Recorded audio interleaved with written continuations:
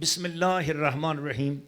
8واں پارہ شروع ہو رہا ہے، تو محبت کے ساتھ پیار کے ساتھ ذرا قصیدہ بردہ کا شعر بلند آواز سے ہو جائے۔ مولا یا صل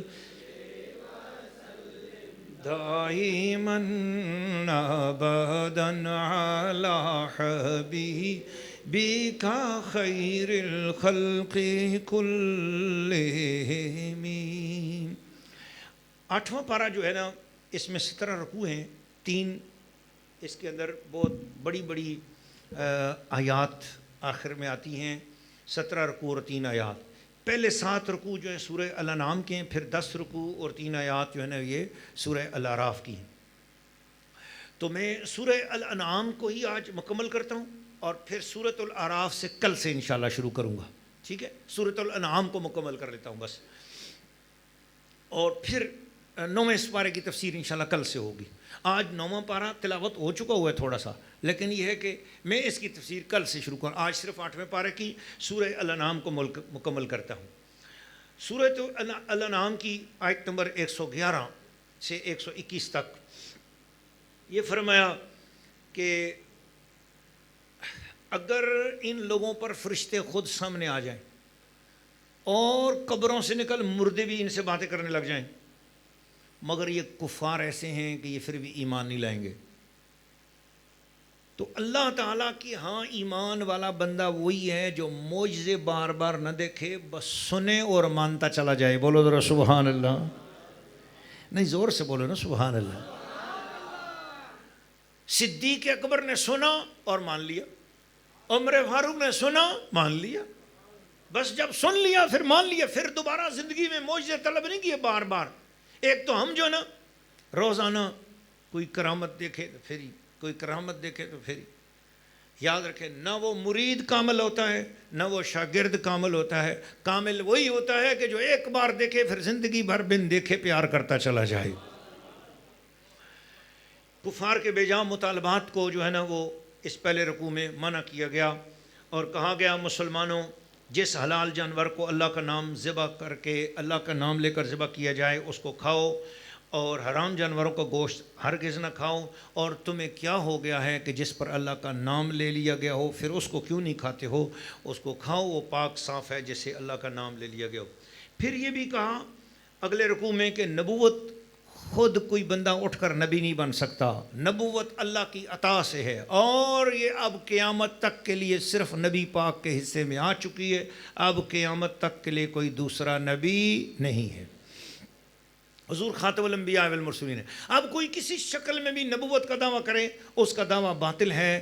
سچے نبی آخر الزمان محمد مصطفیٰ صلی اللہ علیہ وسلم ہے۔ قادیانی جھوٹے ہیں، مرزائی جھوٹے ہیں، احمدی جھوٹے ہیں، یہ کسی بھی لحاظ سے یہ مسلمان نہیں ہیں۔ مسلمان صرف وہی ہیں جو حضور صلی اللہ علیہ وسلم خاتم الانبیاء والمرسلین کی ختم نبوت کو مانتے ہیں۔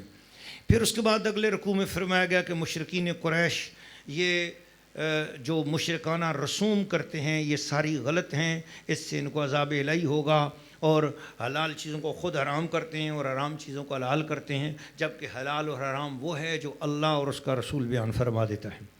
پھر اس کے بعد قدرت خداوندی کا بیان کیا گیا، اور فرمایا زمین پہ اللہ نے کیسے کیسے باغ پیدا کیے ہیں، بڑی جو ہے نا وہ بیلیں بنائی ہیں، اور اللہ نے جنات معروشات غیر معروشات، تنے والے بھی اللہ نے درخت بنائے تو بڑے بڑے تناور درخت بنا دیے، غیر معروشات اور بغیر تنے کے بھی درخت بنائے ہیں تو وہ بیلیں بنا دی ہیں جو زمین پہ بھی پھیلتی ہیں اور دیواروں پر بھی چڑھتی چلی جاتی ہیں۔ فرمایا اسی طریقے سے اللہ تعالیٰ نے مختلف جانور بنائے ہیں، بڑے بڑے جانور بھی بنائے ہیں، چھوٹے چھوٹے جانور بھی بنائے ہیں۔ فرمایا یاد رکھو ان کے اندر کبھی بھی شیطان کی پیروی نہ کرنا، یاد رکھنا نر اور مادہ ملا کر 8 جانوروں کو اللہ تعالیٰ نے پالتو جانور ہیں، بھیڑ بکری گائے اونٹ، اللہ نے ان میں سے کسی کو حرام نہیں قرار دیا، یہ سب کے سب حلال جانور ہیں، تم ان کو ذبح کرو، اس کا گوشت پکا کے کھاؤ۔ ایک بندے نے مجھ سے کہا کہا کہ جی گوشت کچا کھایا جا سکتا ہے؟ میں نے کہا آپ عزم کر سکتے ہو تو کھاؤ، کچا گوشت کھانا بھی جو ہے نا وہ حرام تو نہیں ہے، کھا سکتے ہو اگر آپ کے اندر ہمت ہے تو۔ نہیں، کہتے جی شریعت میں مانا تو نہیں کچا گوشت کھانا۔ میں نے کہا نہیں مانا، اس لیے کہ جو پریگننٹ خواتین ہوتی ہیں ان کو کچی جو کلیجی ہوتی ہے اس کا جوس نکال کر پلایا جاتا ہے تاکہ بچے کی صحت اچھی ہو، تو اس وجہ سے وہ بھی حلال ہے۔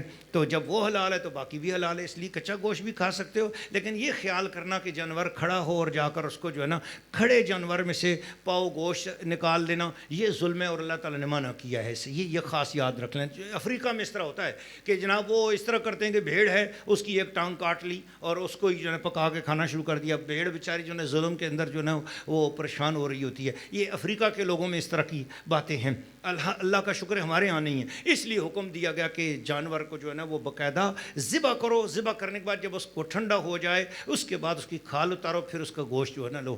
کھڑے جانور میں سے جو ہے نا آپ نے گوشت نہیں لینا، اس کے اوپر چھری نہیں چلائیں، ذبح نہیں کر، اس لیے کہا کہ تیز دھار آلے سے اسے ذبح کرو اور اس کو ذبح کرتے وقت بھی تکلیف نہ ہو۔ اللہ تعالیٰ ہم سب کو شریعت کا احترام کرتے رہنے کی توفیق عطا فرمائے۔